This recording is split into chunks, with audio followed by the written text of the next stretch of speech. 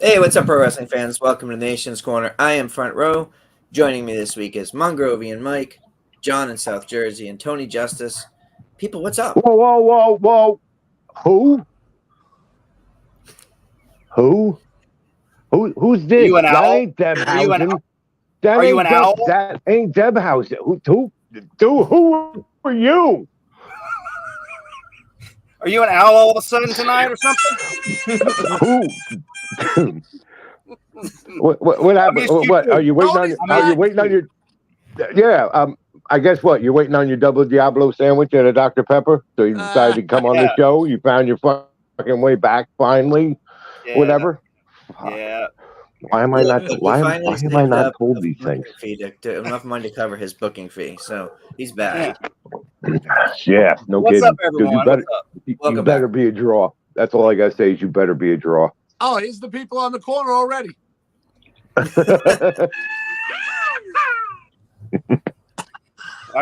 We got Fred Norris all of a sudden on the show. How do we get Fred Norris? I know. Hey, man. You know, when you don't come around, things happen. So hey, man, ain't us. Well, we missed you, man. Well, I did miss you. What's up, brother? You too, man. What's up? I missed all y'all. I talked to you yesterday. Yeah, but You know what I mean? Like this. Yeah. But not Well, anyway. You're over there. Okay. All right. So now that we've totally derailed Front Row, why don't we get back to what we were doing? Sorry, buddy. No, there's no rails here. Where we're going, we don't need rails. We don't need roads. Roads, before nothing. we even started this show, so I don't know. That's true. Well, okay. It's a pothole-filled goat track at best. So let me just say that I want to thank everybody in the chat. I know there's a ton of stuff going on tonight. People are out freezing at football games. Ashley. Yeah. I see Ludi in the chat. We've got Ezra's out there. Steven. Deb's here. I'm not sure. There's Neil. And let's see. But just a ton of people. Everyone's getting ready for all the pay-per-views. We got Hard to Kill. You've got Collision. You've got New Japan's on tonight. GCW's on tonight. There's got to be something else. That's at least 4 right there. So if we can't find something, there's also a slew of indie shows being streamed friggin' everywhere tonight as well too. For sure. Okay, before we dive into all the wrestling stuff, I got 2 things for y'all. First one is my recommendation of the week. Go check out the new Marvel show Echo on Disney Plus. It's a 5-episode show diving into the character Echo from Hawkeye. It's really good. The actress is legitimately deaf, so when she plays the character and does all the ass kicking scenes but she's doing the sign language and stuff, it's great. So check it out. If you're a Marvel fan, you'll like it because is she doing the correct sign language or is she doing? No. I don't want to it's not people. I don't want people to get all upset. It's not Discord sign language. It's actual American sign language. We're good. Okay. We're good. I don't want to be telling people the wrong thing. But no, it's a really cool show. Go check it out. And I'm wearing tonight in honor of the incredible job that he's doing on SmackDown. SmackDown General Manager Nick Aldis. This is back in his time in the NWA when he was doing this nickel down economics promo, which was really cool. But I'm just going to start right there. We've got a ton of stuff, but I just want to start off last week and this week, especially. Nick Aldis has been doing a stellar job as an actual authority figure who doesn't back down from the likes of Roman Reigns or Paul Heyman. And he's not a heel or babyface. He's just running the show. And so you don't take crap. No, and he's a big dude. He doesn't have, he presents himself as a former world champion, as a guy who's still in his 30s, who could still get in there and do what needs to be done. You're not going to step to him. So just a shout out. I think he's doing an incredible job. He's been on our show. We've interviewed him several times on our show and spent some time with him in the NWA. And I'm super happy for his success, both in front of the camera and behind the scenes. So super cool job he's doing. Definitely. So I wanted to get some stuff tonight. You guys know that I don't watch a lot of Impact. Not that I don't like it. I just don't have the time. Boo. But they have some buzz right now. that I've promised this group that I will watch it tonight because I looked at the card. We've been listening to interviews on Busted Open. It's stellar. Like, it's going to be an awesome show. Mm-hmm. So rather than starting with WWE or AEW, I think we should start there tonight. And I'm going to need you guys to smarten me up on some of the matches because I have the match listing, but I don't really know all of the stories going into it. Like for me, obviously as a fan of women's wrestling, I gravitate towards the women's matches, but I'm looking at Josh Alexander versus Alex Hammerstone. I'm a big Alex Hammerstone fan. And this is just a singles match. I don't think this is for a title, right? No, nothing. No. Yeah, nothing. No title implications. No, nothing. Just one hell of a banger. One-off. Alex Hammerstone was away from MLW for a little while. Has recently been seen there again. But in the meantime, yes, this is just. You know what? We've never had a match. We're going to do this. What better way to do it or bring it back than at the return to TNA? I was going to ask you, is he like the first big signing of TNA, or is he still signed with MLW and just doing this one-off? There's some gray area going on there, Mike, that I'm not sure because he has recently he was actually on and part of MLW's most recent pay-per-view just last week from the ECW Arena, Kings of the Coliseum. So I'm not quite sure, but again, the beauty of some of these guys being, working, say, not for WWE and AEW is that they're allowed to do this. You can have things cross over or people that from one promotion or company show up in another. It's really cool. And I will say this: did I ever think Alex Hammerstone versus Josh Alexander was going to be on my bingo card? Maybe not, but now it is, and let's go. Two big boys slapping meat again. Yes, yeah. It's going to be a meat party, and that's what you want. And then if you're going to come in to make any kind of a debut, Alex Hammerstone, nothing like overshooting your shot to the longest reigning and arguably the greatest TNA heavyweight champion and the walking weapon, Josh Alexander. Well, he's coming off of being the longest reigning MLW champion and the open weight champion and the world champion. And so it's going to be a banger. It's going to be a banger regardless. Strap in, folks. You two are going to beat the hell out of each other and have them put on a clinic. Yeah, Josh Alexander is another one of those wrestlers that never has a bad match. Like no such unless thing. he, God forbid, injures himself legit, he's not. He doesn't have a bad match. And if someone injures himself, that's not a bad match. That's an injury. So he's kind of quietly made such a name for himself in Impact, where people are starting to look at him in that conversation of a handful of best in the world guys, people who have represented their brand in like a big way. Sure. Yeah. Not only that, he's staying true to he's a TNA and Impact. He's a TNA original. He's with Impact, and he's just if you want to say like he's like their Undertaker, he's like their Shawn Michaels or whatever. He's their legit guy that always delivers. And it's been it's been a company guy for them since his day one. Mm-hmm. Dude, I didn't know that much about Eddie Edwards ago, but then when I saw the stuff that he did with Sami Callihan and the bat and the injuries, like that whole storyline was incredible because it was real. Like it was, it was legit, and that's when I became familiar with Eddie Edwards. Yeah, and TNA historically, and especially now on the relaunch that they're going into, the stories TNA has told, even Impact, even as Impact, the stories they have told are really, and if you're not familiar, like Front Row or anything, folks, get on YouTube. There's plenty of clips. Get on TNA Wrestling's YouTube page.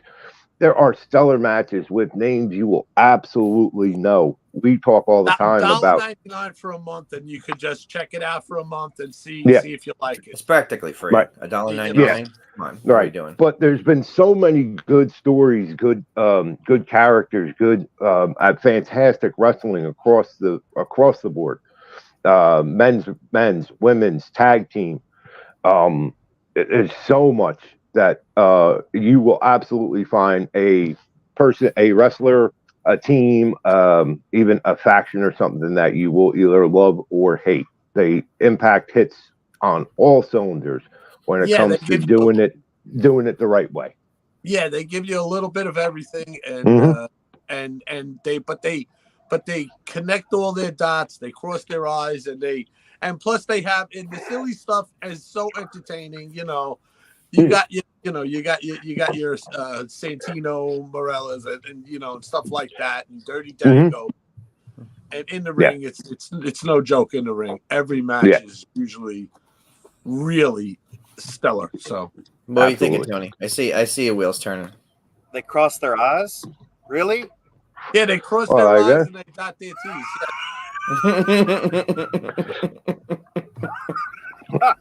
Sorry, I cannot look like this the whole show. I feel very silly now. This is the last. I can't do that. This is the last beer. This is the last beer I'm having. And anyway, I'm sure that popped my daughter and my future son-in-law, who's going to just be called Baby Daddy until he puts a ring on his finger. Yeah, so just you mentioned about Impact storylines, and to me, like, as a fan of the big two and like some of the independents and stuff, when a storyline bubbles to the surface of the fandom, when things like that go beyond the walls of your promotion, where like the Mickie James Deonna Purrazzo story and the way that they told the last rodeo, and like that stuff became very visible to people who don't even watch the product. Like I followed along that storyline through video clips and interviews, and just from you guys, like that's incredible if you're telling a story that the people that aren't even watching your product are up on. It must be really good if that many people are talking about it. And then the broadcast team catches you up on what's going on. Like if someone pops in, and it's really they run a tight ship, and we know why, because it's like Bully's back there, Tommy's back there, up in the upper echelon back there. Okay, so here's my question for you guys now. So of course, one of the other matches is Trinity versus Jordan Grace for the Knockouts title. Trinity is our current champion. There's a lot of speculation that Trinity might be heading back to WWE. Who knows? Who's to say? It's a maybe. But we do know she's the current champion. There's also rumors that there may be some surprise appearances tonight. Will we see a Mercedes Moné? I don't think she's going there, but maybe it might be something she's interested in doing, coming and working with her friends. So we've seen people like Adam Copeland do the very same thing. So all kinds of options. They want to entice the TV deal, don't they? That would help. They want to get something going besides just being on Access TV that so many people don't get. Yeah. Well, and something to mention on the bottom of this graphic that I'm looking at that Bully posted earlier on Twitter of all the matches lined out, the very bottom of the graphic it says "Worlds will collide. You won't believe who is showing up." So okay, I think we're going to get a reveal tonight. And I think it's going to be Nick Nemeth. I think Nick Nemeth is coming to TNA. Well, Worlds Collide to me says that it's somebody from another promotion, although Nick Nemeth is kind of technically with New Japan. But okay, so that's interesting because if you look at the tag match, right? So the tag match is ABC versus the Rascals versus Speedball Mountain. I'm a huge Speedball Mike Bailey fan. Right. And that's a switch up. That's a switch up. There were travel issues or circumstances with Trent Seven, who was originally supposed to be Speedball's partner in this, and of course, card subject to change. That's now Bandito filling the spot as Mike Bailey's tag partner, who again is a phenomenal wrestler. And talk about two guys that work similar. Speedball is I'll say it. Speedball's a fucking machine. When it comes to matches. There again, you talk about guys that never have a bad match. The only problem with Speedball is you get exhausted for him because every match is good, but there's like 100 of them a weekend.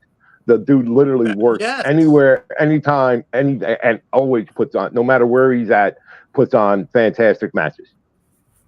Yeah, so that might be an opportunity if Nick Nemeth is a surprise, he could debut with his brother Ryan as a tag team at the end of that tag match. That's an opportunity there. That'd be interesting because I know Ryan said on Busted Open that he was looking to work with his brother more in wrestling. So. Now that they have the opportunity to work together. Yeah, that'd be really cool. Yeah. There's some other matches on the card that we won't go through everything. There's a couple singles matches that aren't necessarily like Tommy Dreamer's defending his digital media title on the pre-show. Actually, that's going on. That's going on right now. Who's PCO killing tonight? Who's PCO killing? I don't think PCO is Dirty Dango versus PCO. Oh man, right. But he's gonna have Swinger and Kozlov with him or whatever he's calling himself. Right. Now. I don't think Alpha Bravo. Yeah. Well, no, that's that's Johnny Bravo who's Alpha Bravo. Yeah. And I'm not as familiar. That's Kozlov from WWE. Yes. Victor Kozlov from WWE back, late Attitude Era. Okay, so for me, the match that looks like it's going to be one of the most physical matches of the night, just based on the competitors, is the women's the Knockout Ultimate X title match. You got Giselle Shaw, Zaya Brookside, Jody Threat, who is about as physical a competitor as you get. Tasha Steelz hits super hard. Alicia Edwards and Danny Luna. So that's going to be. I think they're going to be out to prove a point and make a statement. I'm calling it now, Giselle. Okay. I'm definitely a fan of Giselle, so I'll back that. There are some other people in there though. So I think this pay-per-view is. Yeah, go ahead. And of course, the world title's being defended. Alex Shelley versus Moose. I did like Moose's interview this week on Busted Open, although I still don't get a ton of personality from him. Like he's incredible, but. I think that personality or lack of a screen presence on the microphone, not physically or visually, but I think that's still the thing that's keeping him from being even bigger than he is now. Yeah, I agree. Yeah. Now, well, that's also been part of his character, more or less. Especially in his layers. He's got to show some layers to his character. This is he plays what he is. This is a big, physical, imposing guy. That is, he's much like somebody else.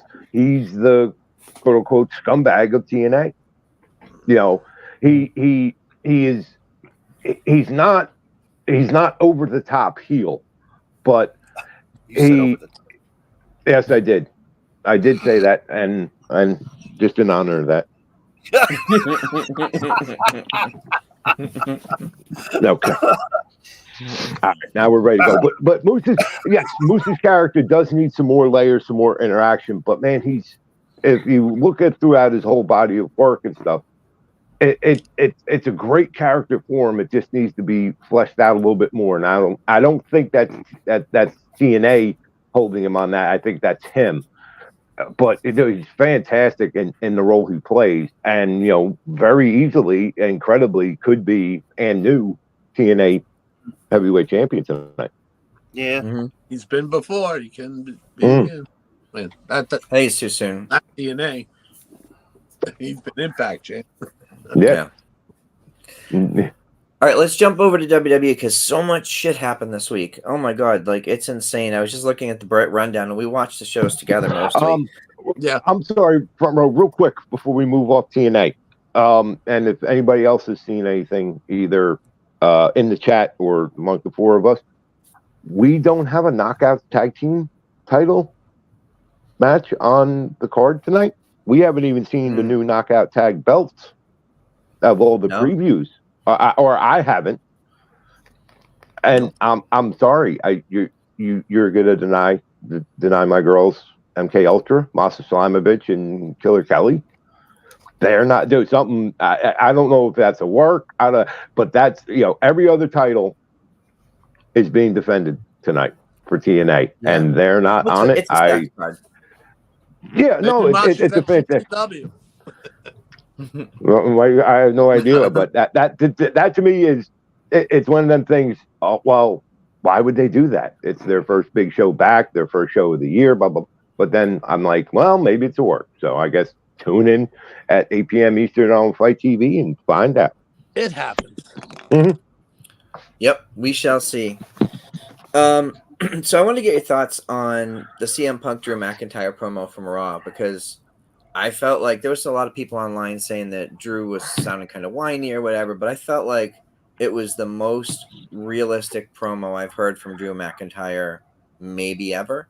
He had a lot of fire and a lot of it felt like a lot of personal emotion in it. And when you're in the ring with CM Punk, like, you've got to bring your A game. And of course, Punk didn't overshadow him.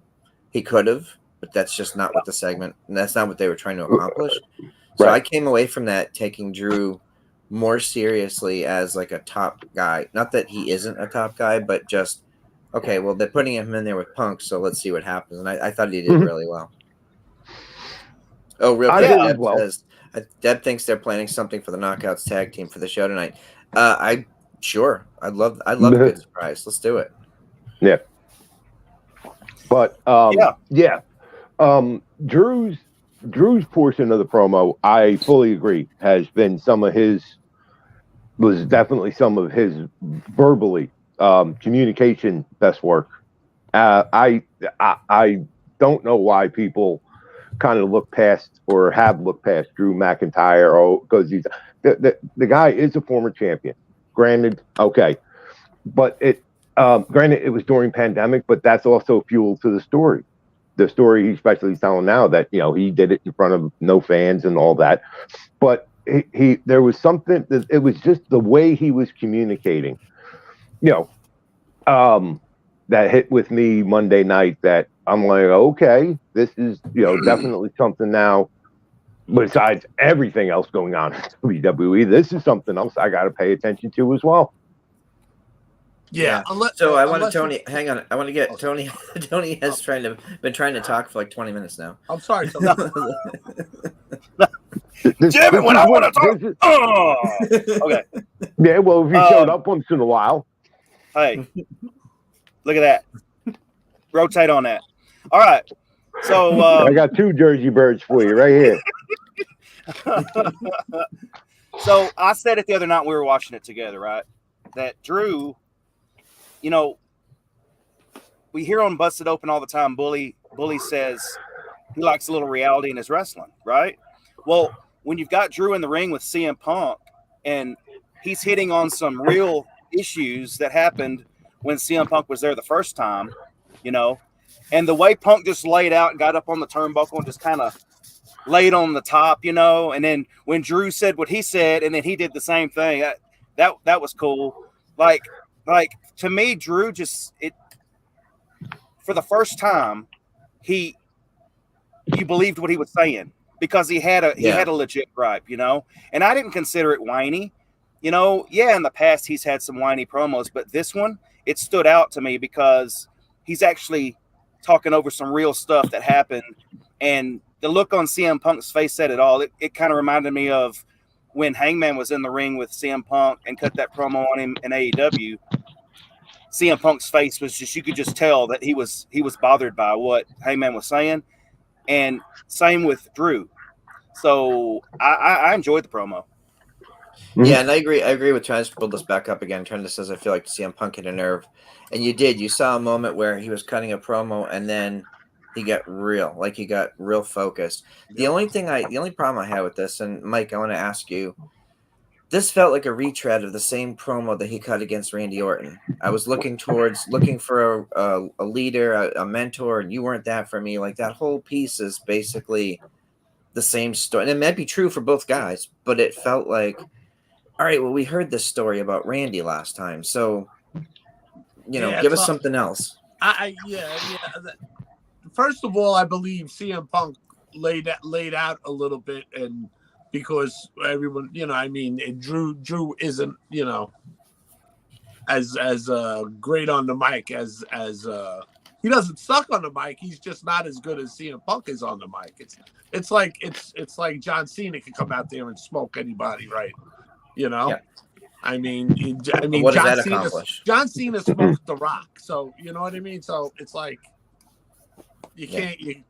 So it's not a shot on him. It's just you know that CM Punk laid out on it a little bit, and yeah. And as far as the whininess goes, I don't think it's whining, man, because there's not one of the world champion that had to sit at home and watch from their couch them win the world championship at effing WrestleMania. Yeah. And celebrating in an empty friggin' PC center when you thought you were going to be celebrating on Tampa Field. You know, that's not whining. That's just him telling the truth. And who knows how many of those guys at that time. I mean, we know, look how whiny Punk was about I'm not in the main event. Yeah. If it was in the front of an empty arena and he was home watching it. I mean, even when Foley was home watching him win the belt, because that was pre-taped, it still was in front of an audience. Yeah. Okay, and someone that we have to give props to, and I know I say this every week, and you're probably sick of it, but oh my God, is he doing the best work of his career, character-wise? R-Truth. Here's a guy that 5 years ago you would have said, okay, he's in his 40s, like he can ride off into the sunset, has had an amazing career.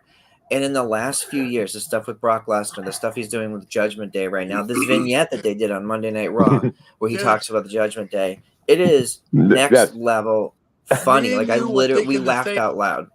When you were bringing up R-Truth, I was just gonna come out and bring out R-Truth through after that, right there. When he said, "I love you, Dom," and I love you, Nick, even though I never met you, I still love you. And then I'm sitting there I go, Dom and Nick. Oh my God, I just freaking died. I thought I was gonna bust a gut. And the other thing, the picture of the doctor holding the little baby, and it says underneath it, dramatization. Oh my God. You got to follow them. Follow Judgment Day on Instagram and Twitter. Yes. X or whatever you call it, and follow Ron Killings everywhere. Yes. And you're gonna be laughing. He's gold. He's a WWE treasure. They should just lock him in for life. Yeah. He's the only guy on the active roster that should have a Legends contract. Just give him $30 million and tell him you're here for life. Just stay here for life, even if you can't wrestle. Yeah, you're not. Yeah, but he doesn't age. He's going to look like that at 80. Right.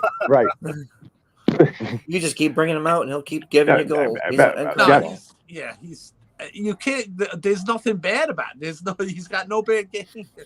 No, it's nothing. And I just love. Besides that, Ron Killings is just absolutely amazingly talented and entertaining. But you have the last thing I would have thought of was Judgment Day needs comic relief. Yeah. But it does. It does. And I want to see that every single week on Raw forever. And look at what Sami Zayn brought to the Bloodline. That was the layer that they needed. Right. Yes. But I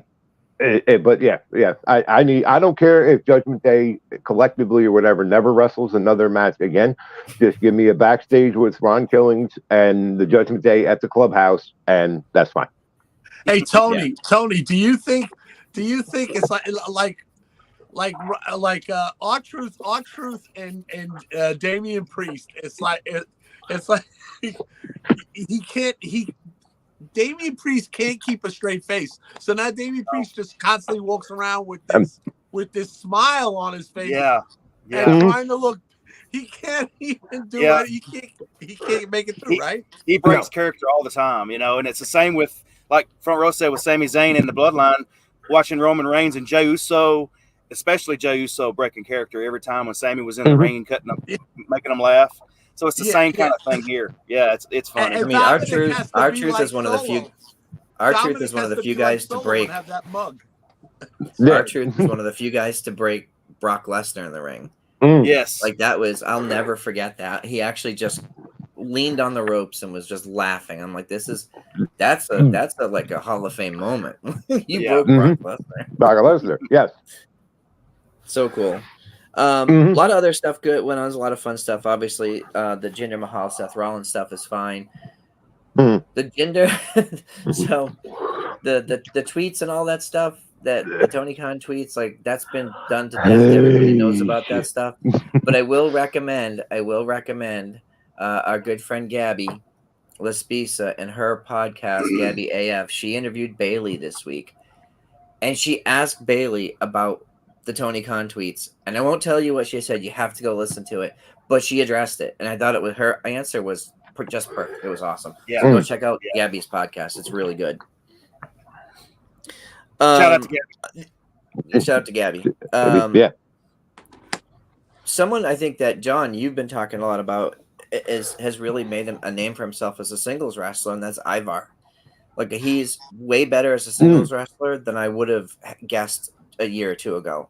The dude is just next level now. He's found a whole new gear. Yeah, he has absolutely found a new gear. Of course, he is one half. I don't buy into things. They are War Machine. There will always be War Machine. That's how I was introduced to them. You know, and even though they're Eric and Ivar, Eric's been out injured. I like the fact that they're still keeping the whole group together. Of course, Valhalla, Sarah Logan, who is Eric's wife, being there with them. And just for the simple fact, here was something that could have very easily just died on the vine until he came back and they have some sort of reuniting or something along them lines. And even that would have been okay. But in the meantime, how about we just get the possibility every week of meaty men slapping meat that can perform and can go and put on matches, guys, the caliber of guys half their size, and do it consistently. And that's what I think was winning the crowd over more to him. This is a man that, again, like many we have seen before, a guy like Jonah, Bronson Reed, Keith Lee, there's Powerhouse Hobbs. Powerhouse Hobbs. There's no reasoning you can give me that these men should be able to do the amount of work and the moves that they do in a ring. The physics and everything there just are seemingly impossible, but yet they do it every week and put on incredibly entertaining matches. And I'm absolutely for it. Like I said, they very easily could have let this tag team and everything just kind of die on the vine, but instead they're taking lemons and making lemonade. Yeah. Yep. For sure. It's super fun that we're getting to see that, and we're seeing some of the character work. We're still getting to see Otis, and we're seeing the Alpha Academy stuff that's just been very, very entertaining as well. Everybody involved in Alpha Academy. On paper, it should be terrible.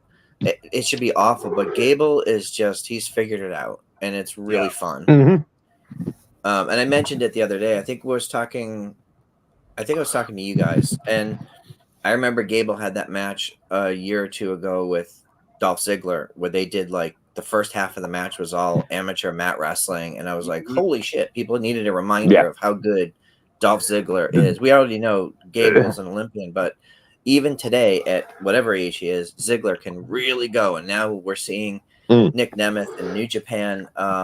He was on Busted Open this week as well. Great interview there.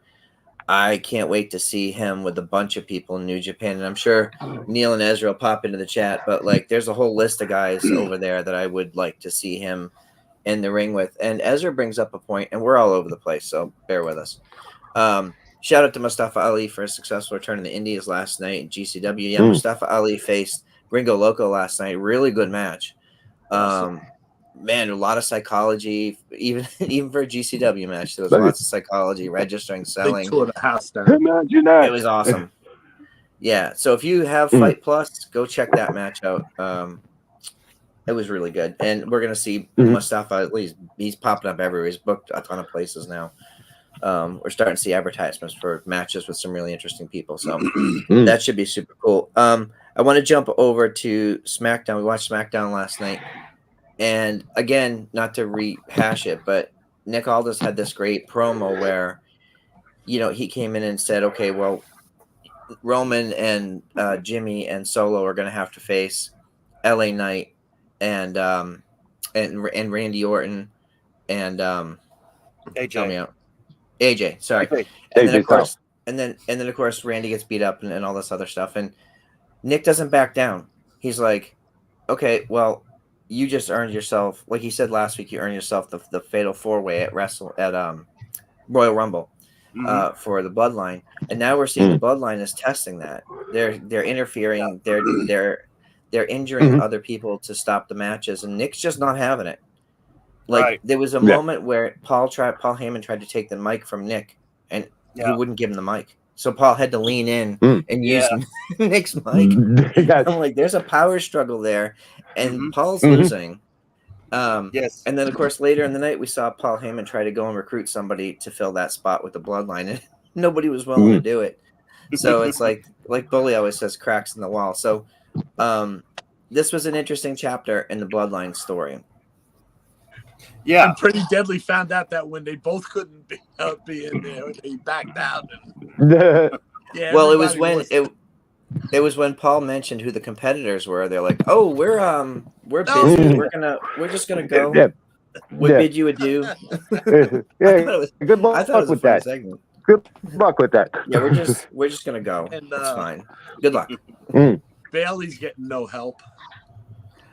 Okay, so that whole story has been nice because they haven't tried to rush anything. There wasn't just like everybody turned on Bailey and kicked her out. Now it's a slow. Right.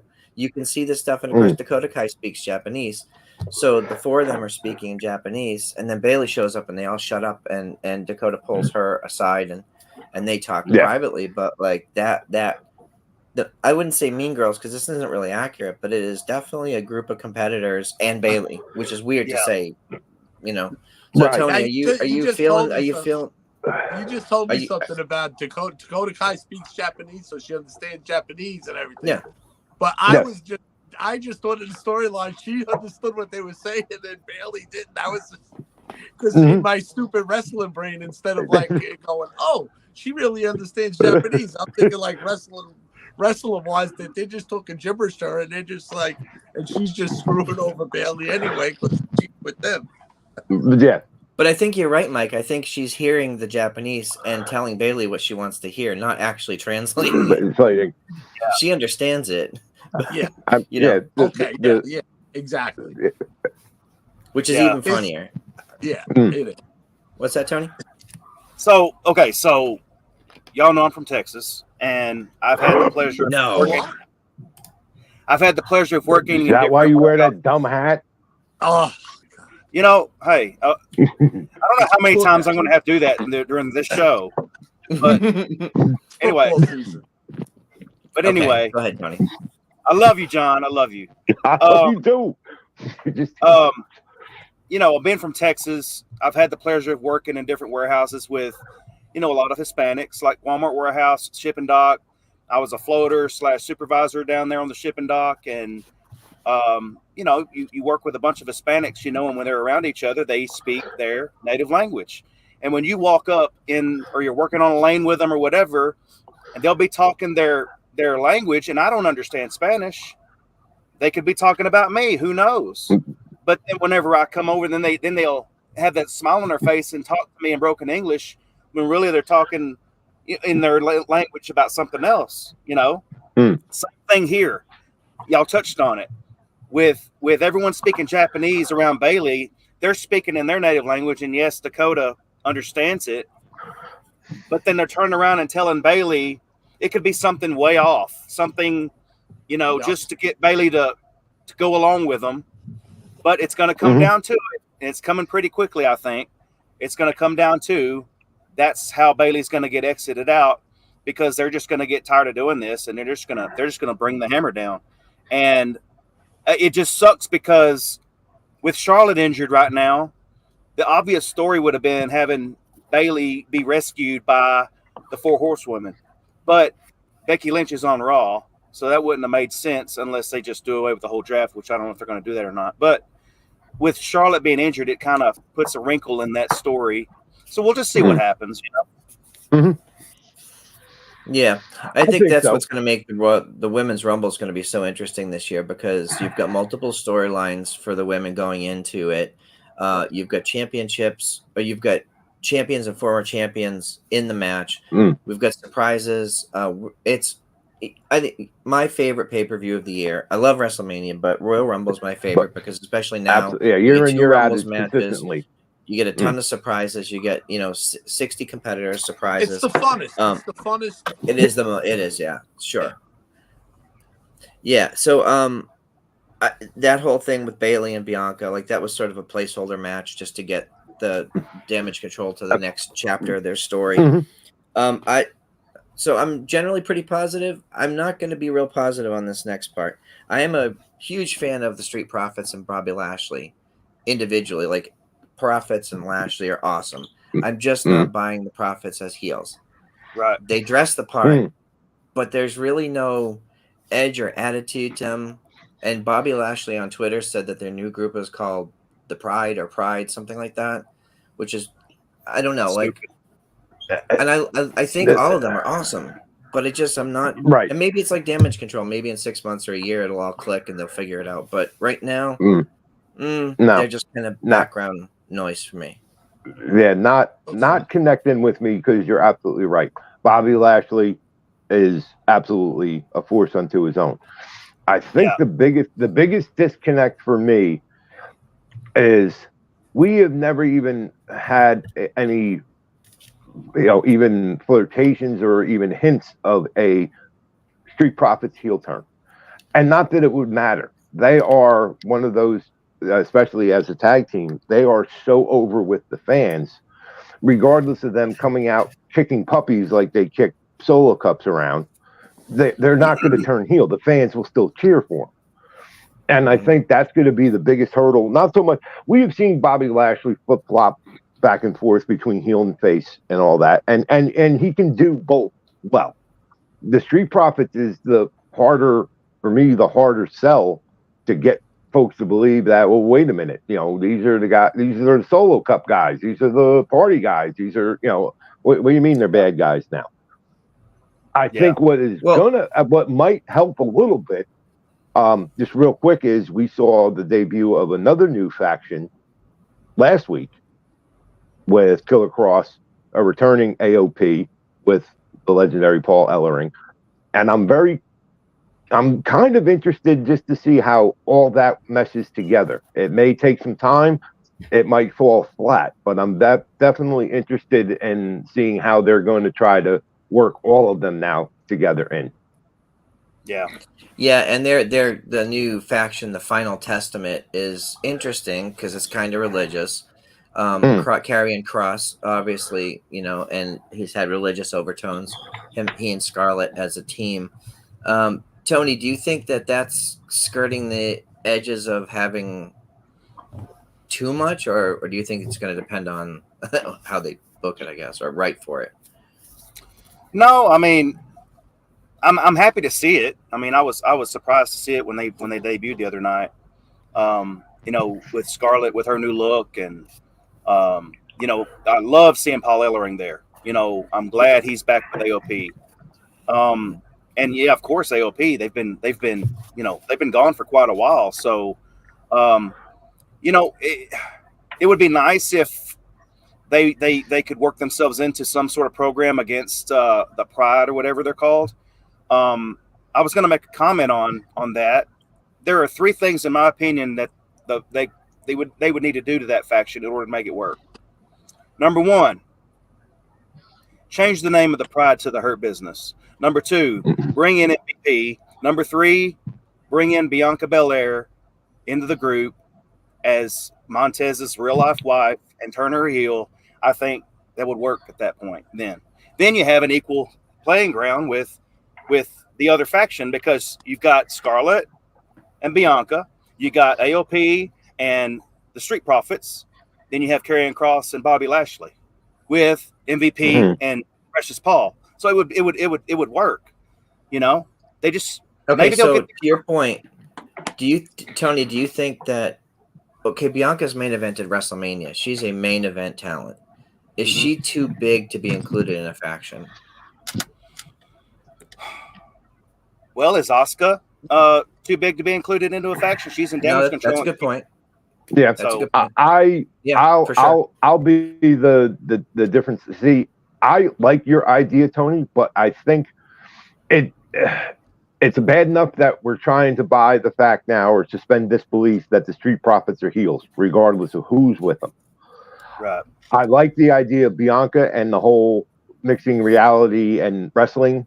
I mean, yes, they are husband and wife and everything like that, but it's been mentioned before, and we even saw it a little ways back.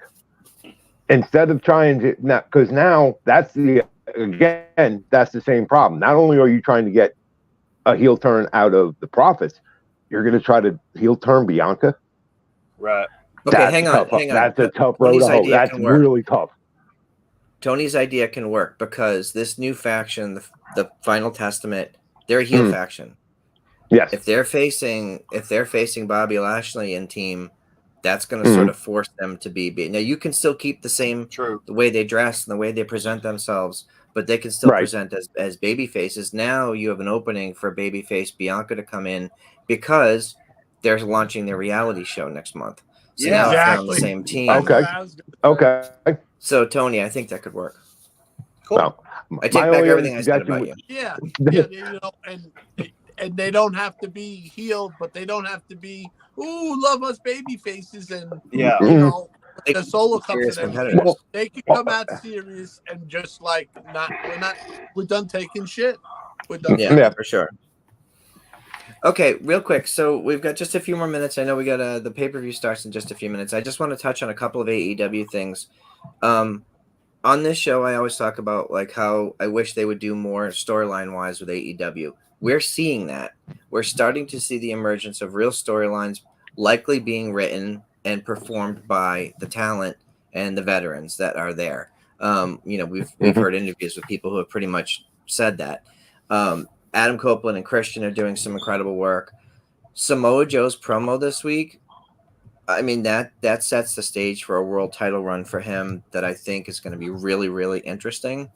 But the star of the show is still Toni Storm. Absolutely. Oh, yeah. She's the most interesting, most compelling character in all of AEW. So, Mike, is the same for you or no? Tony, I can't wait for Toni Storm segments every week and anytime. Multiple segments. She's excellent. I can't wait to see her match it up with John's Jersey girl there. Donna Palazzo. So Donna Palazzo. Not to be confused with Enrico Palazzo. The virtuoso. Yes. They'll have a meeting. Yeah. That is going to be fun. Yeah. Okay, yeah.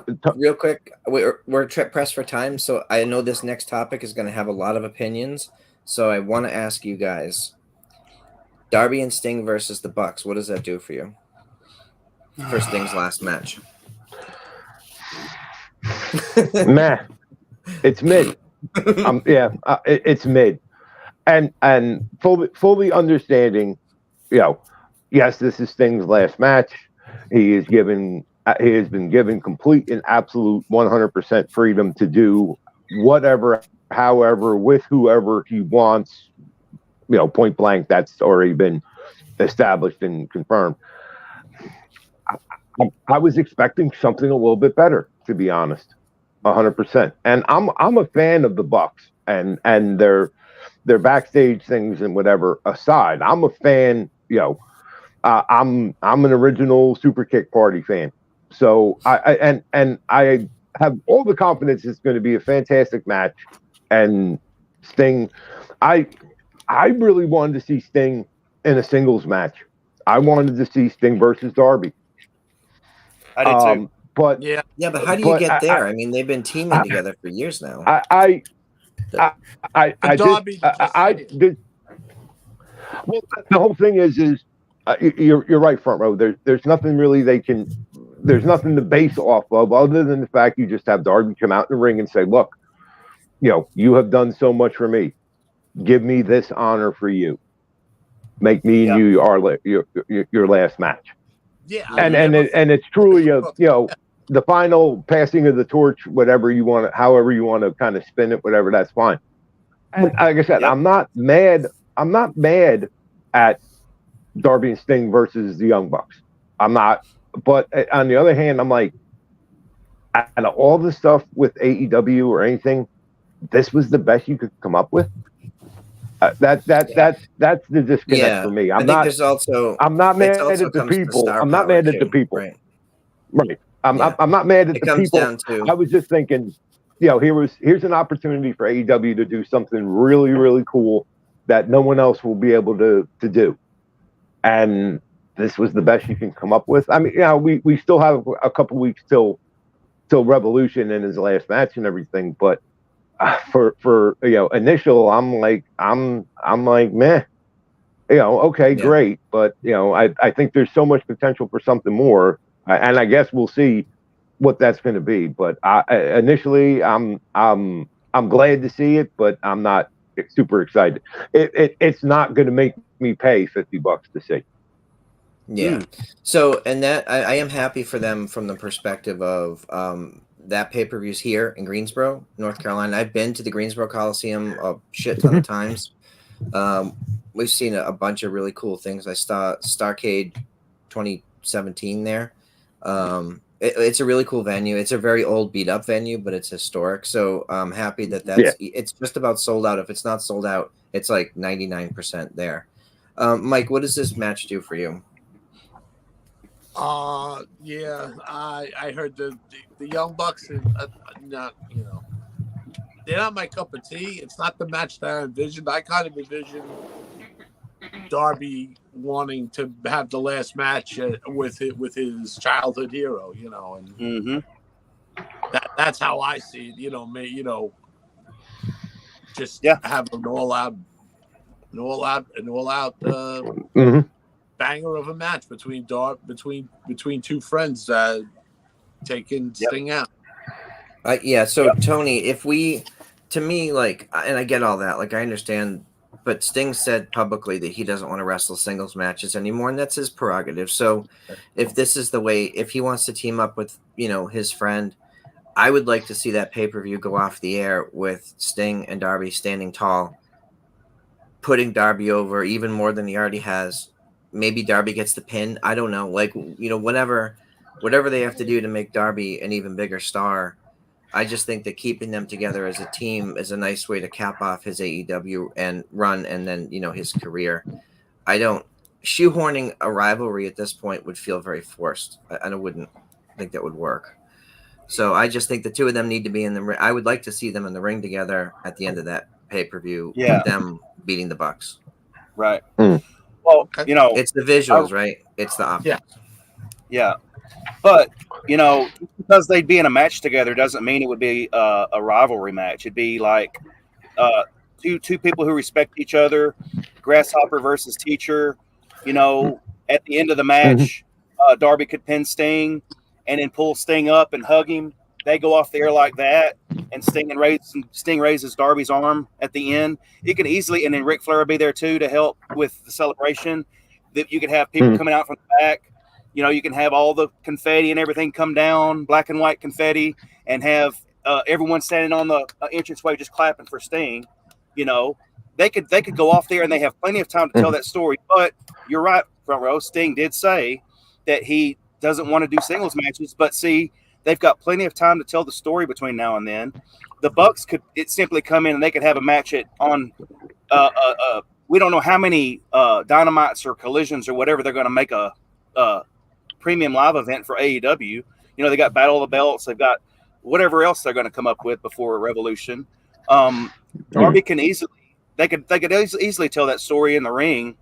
Darby turns to Sting and says, "Stinger, I know you said you didn't want to do a singles match, but how about a singles match with me?" And then, Tony, going to be wearing the Sting mask? Are you going to be wearing the Sting mask?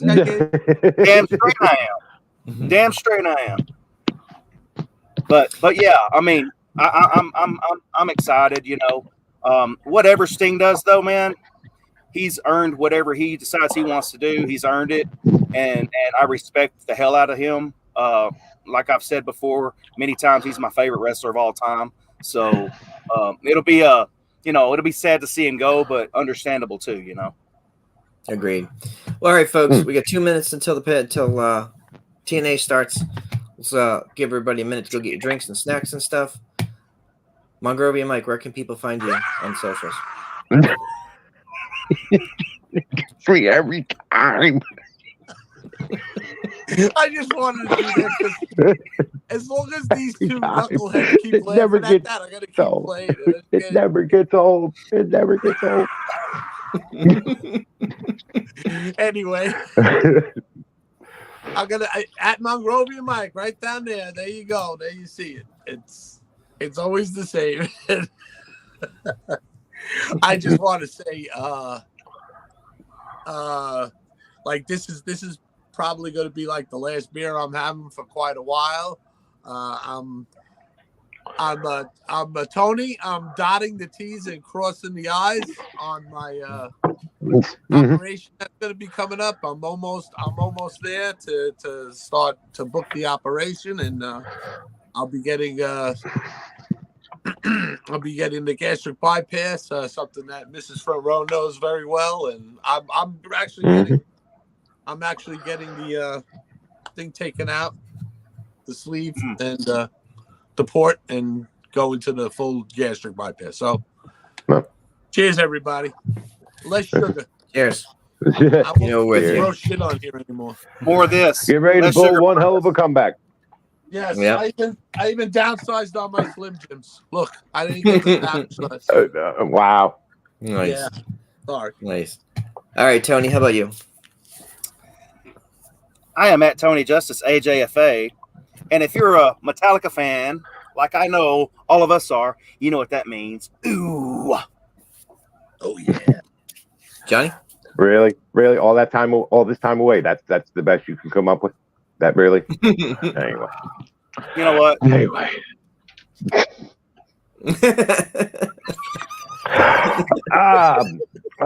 Well, after that underwhelming sign off from Tony, I am, of course, at Twisted Metal Fab on the X or Twitter, whatever you call it, and the Instagram, and also always remember hashtag. Thank you, Deb. Nation's Corner on location.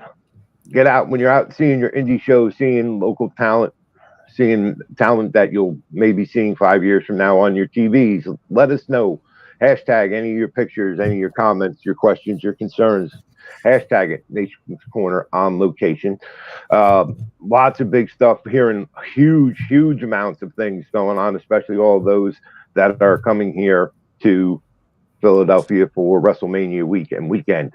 I said it last week, I'm going to continue. I'm literally bombarded every day with who is running shows and who's appearing where and what. So when you're out there, remember, hashtag Nation's Corner on location. Exactly. And I am PW Front Row on all the socials. You can find us at Nation's Corner on the X, Twitter, and you can find us at The Nation's Corner across all the other socials. Make sure to like, subscribe, tell all your friends. We're on the drive to 500 subscribers this year. We're going to hit that number sooner rather than later. And hope everybody has a great week, and enjoy all your pay-per-views and fun stuff this weekend. We'll see you all next week.